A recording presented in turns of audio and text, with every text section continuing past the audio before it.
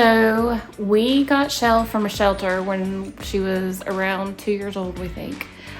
They had picked her up on the side of the road. She was scavenging in something.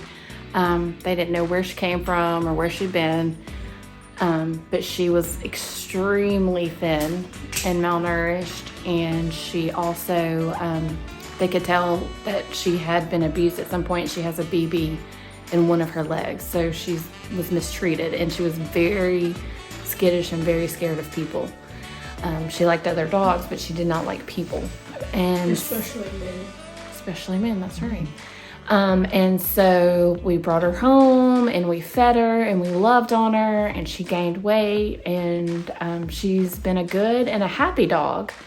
But for the most part, we didn't have a whole lot of issues with her in the beginning. And, I went back to work about a year ago, and when I went back to work, she started getting anxious and had separation anxiety. She would get upset.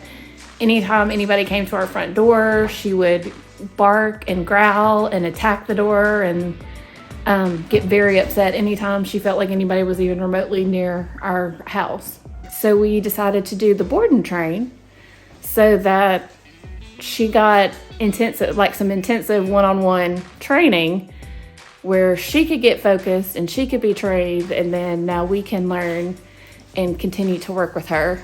She has done so good today now that she's back home.